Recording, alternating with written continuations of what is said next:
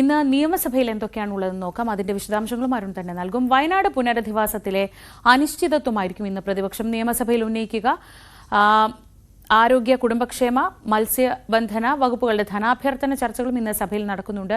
V Arun തന്നെ വിവരങ്ങൾ നൽകും. അരുൺ, ഈ റൂൾ 50 നോട്ടീസായി ഈ വിഷയം കൊണ്ടുവരാൻ ശ്രമിക്കുന്നുണ്ട്. ഈ സംഭവത്തിൽ അവിടെ ഈ ദുരന്തത്തിന് ഇരയായവരടക്കം ഒരു പ്രതിഷേധത്തിലേക്കൊക്കെ പോകുമ്പോൾ സർക്കാർ ഇപ്പോഴും പറയുന്നത് കേന്ദ്രത്തിന്റെ ഒരു കൃത്യമായൊരു സഹായം കിട്ടാത്തതുകൊണ്ടാണ് ഇതിങ്ങനെ നീണ്ടുപോകുന്നതെന്നാണ്. പക്ഷേ ആ പ്രശ്നം പരിഹരിക്കേണ്ടതുണ്ട്. അവിടെ ഇത്രയും ദുരന്തം നടന്ന് ഇത്ര നാളായിട്ടും കൃത്യമായൊരു പുനരധിവാസ ശ്രമങ്ങൾ നടക്കുന്നില്ലെങ്കിൽ പ്രതിപക്ഷം അത് കാര്യമായ ഒരു പ്രശ്നമായി തന്നെ ഉന്നയിക്കില്ലേ?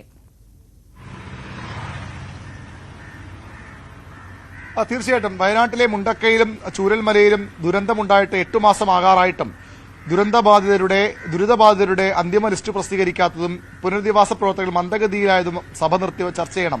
ഇതാണ് അവിടെ നിന്നുള്ള MLA കൂടിയായ ടി സിദ്ദിഖ് നൽകിയ നോട്ടീസിൽ പറയുന്നത്. സഭയിൽ സർക്കാരിന്റെ നിലപാട് വ്യക്തമാക്കേണ്ടി വരും. നേരത്തെ തന്നെ റവന്യൂ മന്ത്രി പറഞ്ഞത് കൃത്യമായി പുനരധിവാസ പ്രവർത്തനങ്ങൾ ആരംഭിക്കും. പുനരധിവാസ പ്രവർത്തനങ്ങൾ ഈ മാസം അവസാനത്തോടുകൂടി പുനരധിവാസ പ്രവർത്തനങ്ങളുടെ ഉദ്ഘാടനം നിർവഹിക്കുമെന്ന് തന്നെയാണ് മന്ത്രി പറയുന്നത്. അതിൽ ഒരു തരത്തിലുള്ള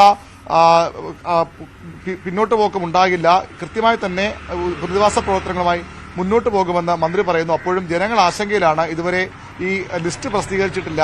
ഇതുവരെ കൃത്യമായി എന്ന് തുടങ്ങാനാകുമെന്ന് സർക്കാരിന് പറയാൻ കഴിയുന്നില്ല. അങ്ങനെയുള്ളപ്പോഴും കൃത്യമായി പുനരധിവാസത്തിൽ ഒരു പ്രശ്നവും ഉണ്ടാകില്ല. 1 വർഷത്തിനുള്ളിൽ പുനരധിവാസം പൂർത്തിയാക്കുമെന്നാണ് സർക്കാർ പറയുന്നത്. എന്താണ് അവിടെ ഈ തടസ്സമെന്ന കാര്യത്തിൽ സർക്കാരിന് ഇന്ന് നിലപാട് സഭയിൽ പറയേണ്ടി വരും. കാരണം ഈ വിഷയം സ്വാഭാവികമായും സഭയിൽ റൂൾ 50 നോട്ടീസ് വരുമ്പോൾ അത് ചർച്ച ചെയ്യേണ്ട സാഹചര്യമുണ്ടാകും.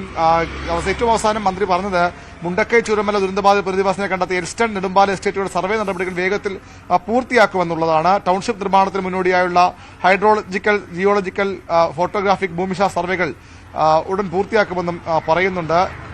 കൃത്യമായി ഇതുമായി മുന്നോട്ട് പോകുമെന്ന് പറയുമ്പോഴും ഇതുവരെയും ഈ ലിസ്റ്റ് അന്തിമ ലിസ്റ്റ് പ്രസിദ്ധീകരിക്കാൻ സർക്കാർ തയ്യാറാക്കാൻ കഴിയാത്തതാണ് ഈ ദുരന്തബാധിതരുടെ പ്രതിഷേധത്തിന് കാരണം. അതാണ് പ്രതിപക്ഷം ഇന്ന് സഭയിൽ ഏറ്റെടുക്കുന്നത്. ഒരു സമയക്രമത്തിനുള്ളിൽ കേന്ദ്രത്തിന്റെ സഹായം ലഭിക്കുന്നില്ല, മറ്റു സാമ്പത്തിക പ്രശ്നങ്ങളൊക്കെ പറയുമ്പോഴും 1 വർഷത്തിനുള്ളിൽ നിർമ്മാണം പൂർത്തിയാക്കുമെന്ന് സർക്കാരിന്റെ ഒരു വാഗ്ദാനമാണ്. ഒരുപക്ഷെ അടുത്ത തെരഞ്ഞെടുപ്പിൽ പോലും അത് സർക്കാരിനെ അത് പാലിക്കാനായെങ്കിലും തിരിച്ചടി ഉണ്ടാക്കും. അതുകൊണ്ട് കൃത്യമായി പൂർത്തീകരിക്കുമെന്ന് തന്നെയാണ് ഇപ്പോഴും ഔദ്യോഗികമായും അനൌദ്യോഗികമായും സർക്കാരും റവന്യൂ വകുപ്പും മുഖ്യമന്ത്രിയുടെ ഓഫീസും ഒക്കെ പറയുന്നത്. പക്ഷേ എന്തുകൊണ്ട് ഇനിയും അത് ആരംഭിക്കാൻ കഴിയുന്നില്ല?